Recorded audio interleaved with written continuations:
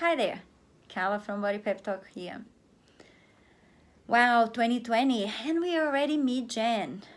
How are you doing with your goals? How are you doing with the resolutions? Well, it is very common for us to start the year very motivated just to get to middle of the month and start seeing our motivation to waver a little bit. And if we don't have strategies in place, chances are we will end up giving up before the end of the month. So today I want to share with you one of my top strategies for staying connected and committed to our goals. And it is aligning your mindset with your goal. So what exactly does that mean? Well, if we think about our mind is where everything starts. It's where our thought process take place. And the brain is like the CEO of the rest of the body.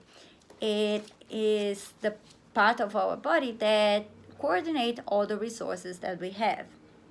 The thing is, whenever we are on a positive state of mind, we activate a part of our brain called the prefrontal cortex. And this part of the brain is responsible for communicating with all the other areas of the brain and the body and pull the resources that are necessary for us to accomplish something, to solve problems, for instance.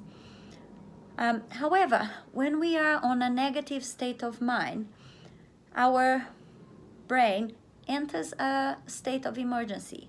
And on this state of emergency, the part of the brain that gets activated and takes over is the most primitive part of our brain, called the reptilian brain.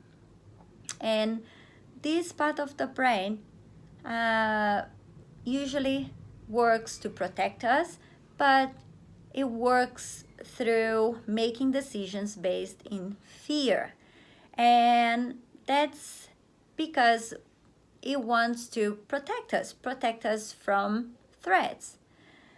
The thing is, most of the threats nowadays, they are not physical threats to us. They are just psychological threats. It is almost like imaginary threats, things that we think about and make us feel uncomfortable. And what happens is that the body then responds by releasing lots of hormones that trigger the fight or flight response. That's what the stress is. The thing is that whenever we are on that state, the prefrontal cortex cannot do its job, meaning that we become unresourceful. We are not capable of thinking rationally and working towards finding solutions to problems or looking for opportunities out there to get us out of that situation.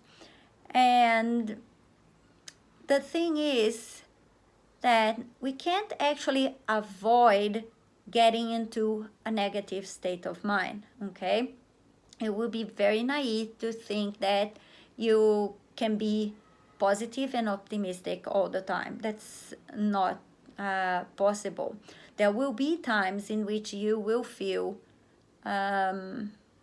negative in some way, like sad or bored or overwhelmed. The thing is, if you want to avoid this trap of getting into a state of emergency, what we need to do is to first become aware that we are on that state. Second, find a way of getting out of that state as soon as possible.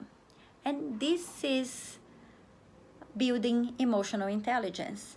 And the good news is that emotional intelligence is a skill that can be strengthened through practice. So if you are interested in the subject and would like to build more emotional intelligence, I urge you to stay tuned to my videos because I will be talking about them quite a bit on the following weeks. Okay? Also, you can subscribe to our newsletter and get updates on any posts and content that will be there. Okay? Well, that's it for today, and I'll speak to you soon. Bye bye.